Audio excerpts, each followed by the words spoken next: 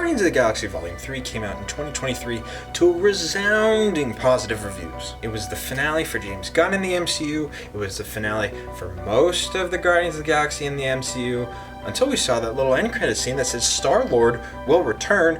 Excuse me? What's he gonna do? What are we gonna get? I'm so curious. Just for fun, I thought I would come up with an idea. What would I do if Marvel came to me and said, hey, what would you do? Because you really can do anything. Special presentations, movies, shorts. The route that I'm going with, a Disney Plus series. Hold on. No one's booing. Okay. Personally, I think my idea really lends itself to a great, the legendary Star-Lord Disney Plus series. This show would be like 30 to 40 minutes each episode. I wasn't thinking 6 episodes, but it can be depending on what kind of story needs to be told. And this show would be about Star-Lord adjusting to life on Earth. He hasn't been here in years. He's kind of a fish out of water.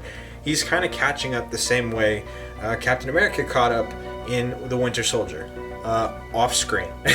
He's currently residing in St. Charles, Missouri, which this show would sort of be a love letter and appreciation towards this little city just because it's cool. And Star-Lord currently works in a local ice cream shop there. I don't know why that's kind of a theme with this character for me, but I think that would be fun. And 2 major things are happening in Star-Lord's life right now. This one can be dependent on what story we tell, but you can either have his relationship growing with his grandfather, or his grandfather recently passed away. He's very old in Guardians of the Galaxy 3. Star-Lord is adjusting to that fact, but he's happy he had the relationship. But how is he dealing with it?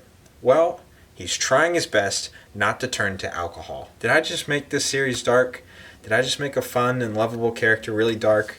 Maybe. But I think Star-Lord is going to struggle with alcoholism. He used alcohol to get through Gamora's death. He used it to get through some of the heavier moments in the MCU.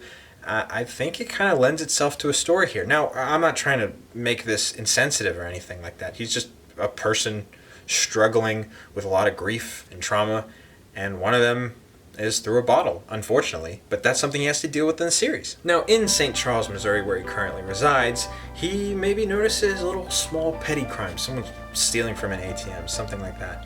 He's not the superhero. He's not a superhero anymore. He's retired. That's kind of how he thinks of himself. I'm done. I've done my work. I've saved the world and everything more times than he can count. So he's out. But he finally decides to do something when his grandfather's former caretaker comes to Star-Lord and says, hey, I know you're done. I don't want to make you do anything you don't want to do. I can't find my son. I really need your help. Now, this son, I thought was mentioned in the end credits scene of Guardians of the Galaxy 3. Maybe not. I think they said in an interview that was just improv, so that's fun, but maybe we turn that into something. Star-Lord goes searching for this son and comes across him joining a small hidden gang in St. Charles. What? Oh no.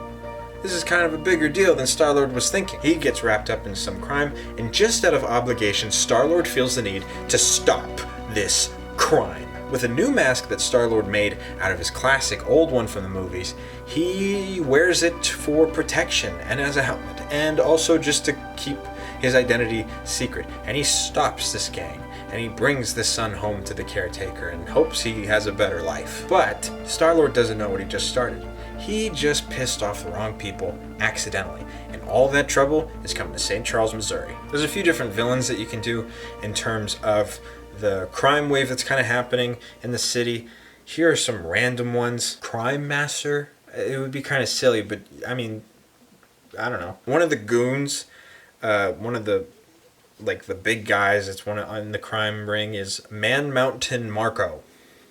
Did I just look up street level thugs in Marvel and see his name and thought it was a creative way to give a small reference to a gang member that might be one of the small foes for an episode or something like that? I forgot where I was going with that. Maybe the Enforcers. I've always wanted to see them face off with Spider-Man because I believe that the Enforcers were his first foe, but you could use them here. And another thing would be the police. They're sort of antagonists in the show. Not because they're villains or evil, but because Star-Lord is technically a vigilante right now. And they're No, that's illegal. Maybe there's some corruption there too, just to kind of spice things up. But Star-Lord accidentally falls into a situation of stopping a crime ring in St. Charles, Missouri. It unintentionally brings him back to being Star-Lord and brings him back to being a superhero against his wishes, but then he's dealing a lot of stuff at home. I feel like it's a great, dramatic, can be comedic Star-Lord TV series. But who are the main villains? I'm just kind of talking about some small petty crime stuff, talk about Star-Lord's life and what he's got to deal with. Also, maybe give him a love interest. I think it would be interesting if he has a love interest on Earth, maybe with a lawyer, just for thematic reasons later. But throughout this series, Star-Lord is managing to keep his home life and his ice cream shop work and just living and loving and laughing in the St. Charles, Missouri place, along with a new love interest, and also keeping secret of his growing love for being the superhero he once was. He's got to deal with all of that. He's trying to keep everything afloat. But then these main villains come to town looking for a fight. Who could it be? Two classic Guardians of the Galaxy characters we didn't get to see in the movies, which is fine, but they come to Earth because Star-Lord uses his mask, which unintentionally sets off a little location marker, which the Blood Brothers come to collect. Maybe Star-Lord pissed off the Blood Brothers in their past or something like that. Something simple it could honestly be. But these two alien dude, bro, brother, blood brother, the Blood Brothers fly down to Earth intent on killing the Star-Lord. Once they arrive, everything explodes. They know that Peter Quill is the Star-Lord. They know that Star-Lord is the vigilante, and now the police are after him, but now that small gang is after him, now the Blood Brothers are after him, and it's all in this city, this town that he loves so much. Also, footnote, at one point I think the Blood Brothers should kidnap him, and maybe Star-Lord negotiates his way out of it by saying he knows where to steal X, Y, and Z.